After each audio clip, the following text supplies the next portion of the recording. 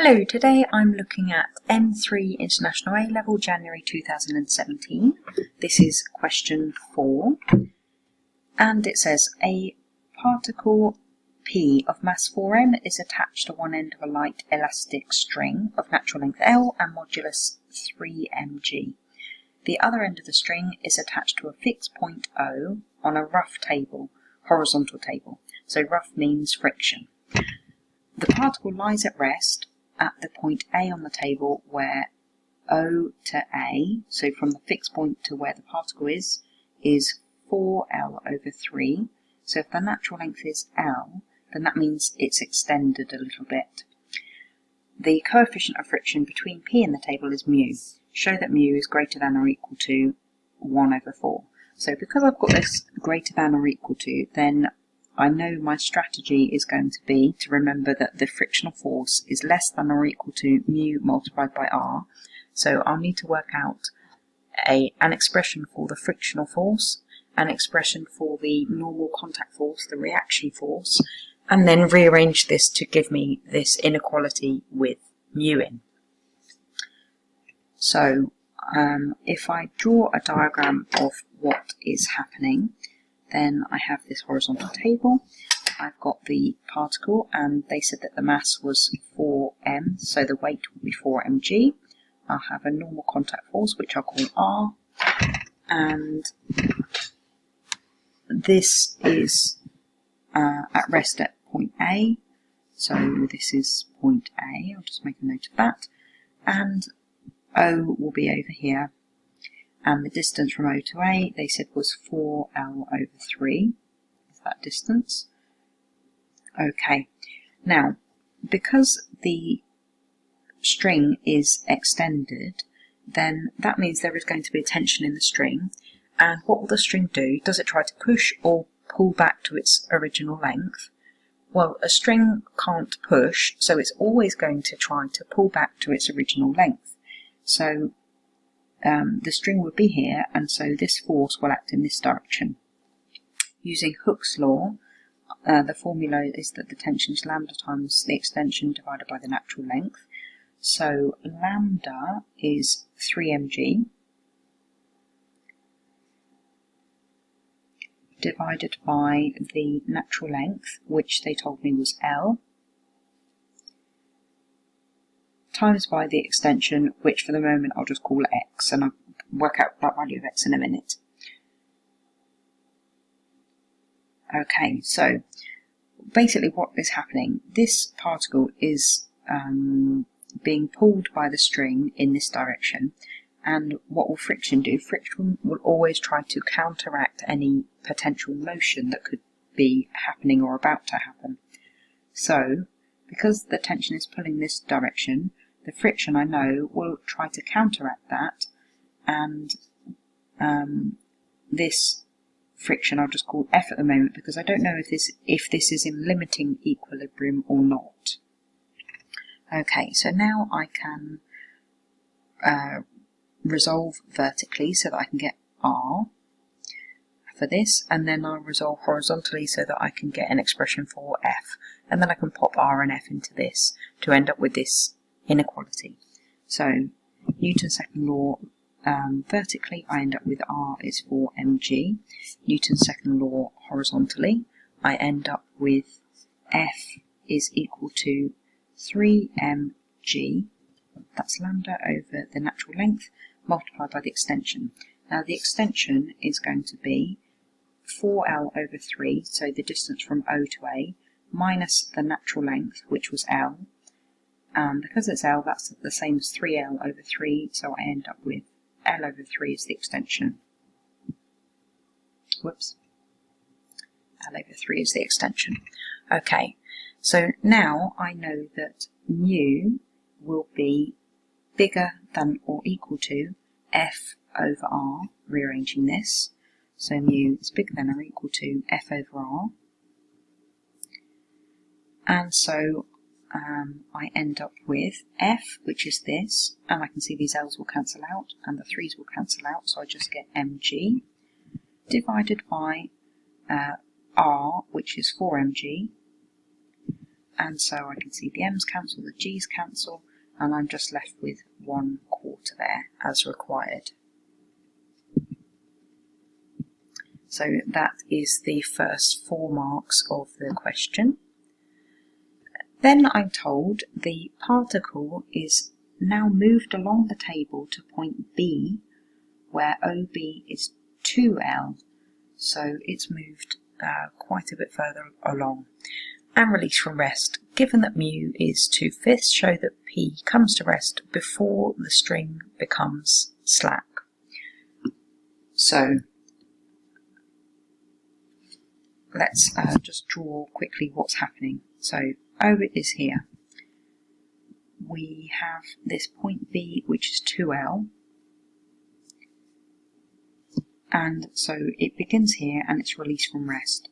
So here there is no kinetic energy in the beginning. There's no gravitational potential difference in gravitational potential energy from here to when it comes to rest. And so it's going to come to rest somewhere else along here. So let's just draw it just randomly somewhere. And so here there's no kinetic energy either. Then, looking at the elastic potential energy, there is going to be some here, and presumably there will be some over here as well. And then from here to here, there's also going to be some work done against friction. Okay, so I know that the elastic potential energy at B, so here when it's stretched the most, will equal the work done against friction plus the elastic potential energy at this other point where it comes to rest. So can I use the letter C? Yes, I can. So I'll just say that it comes to rest at C.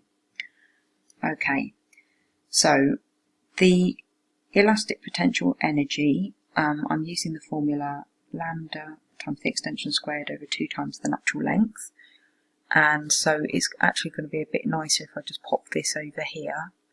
So I'll do lambda, which was 3 mg, over 2 times the natural length. The natural length was L, so 2 times the natural length is 2L. And then I'll do the extension when it's at B. Well, the natural length was L, so therefore it's extended by L. And I need to remember to square that. And then I'll subtract what the extension is when it's at this point C. I don't know what that is, so I'll just call that X. Okay, and that will equal the work done against friction. So I worked out that the frictional force is mu r when it's moving. So I worked out that r was this, so multiplied by mu, and they told me what mu is. It's this, 2/5. So that's mu r, multiplied by the distance through which it moves, which will be the distance from here to here. Now, let's say L is there. From there to there is X, and from there to there is L. So this distance through which it moves will be L minus X.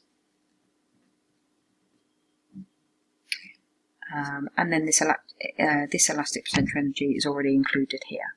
Okay, so I've got this minus this there, and then I've got the work done against friction here. Okay, so I can see that I'm going to end up with an equation with an x squared and x, and so I've got a quadratic in x to deal with now. So let's just tidy this up a little bit. So I can see I've got mg on both sides, so I'll divide both sides by mg. What else? I can see that if we just multiply this out, I get 3 over 2, and I've got L squared over L, so that just makes L. I've got 3 over 2L times x squared. Over here I've got 4 times 2, which is 8 over 5, multiplied by L, and 8 over 5 multiplied by negative x. So I could multiply everything by 10L in order to get rid of all of these fractions. So 10L times all of that, and 10L times by all of this. So here I'm going to end up with, this will cancel with this to make 5. 5 times 3 is 15, so 15L squared minus 10L divided by 2L will make 5. So I've got 5 times 3, 15x squared. Here I've got, again, 10L divided by 5. This time will make 2L times by 8L will make 16L squared. And here I get 10 divided by 5 is 2, so I get 2 times 8, 16xl. Okay, so here xl, there L squared, here x squared and the L's cancelled, and here I've got L squared. Okay, so moving everything onto the right hand side so that this term is positive, I've got 15x squared minus 16xl, or 16lx, and then moving this over here, so taking away 15L squared from both sides, I end up with plus L squared at the end. Okay, this looks like it's going to factorise. If I do 15 times L squared, I get 15L squared. And I need two things that multiply to make that and add up to negative 16, so that looks like negative 15L and negative L. So I get 15x squared minus 15lx minus lx plus L squared. So splitting this out into these two things. Then factorising, here I get 15x is a common factor, multiplied by x minus L. And here I get negative L is the common factor, x minus L. So I've got the common factor of this bracket now. So I get x minus L, 15x minus L. And therefore the answers are x is equal to L or x is equal to L over 15. Okay, and this is the original position. It's when it's here. So the value of x that I'm looking for is this one here, the L over 15. So what was the question asking for? Show that P comes to rest before the string becomes slack. So I need to say P comes to rest when x is L over 15, and because that is bigger than 0, the string is not slack. Okay, so that part of the question is worth 5 marks. I hope you found this solution helpful. Good luck with your studies.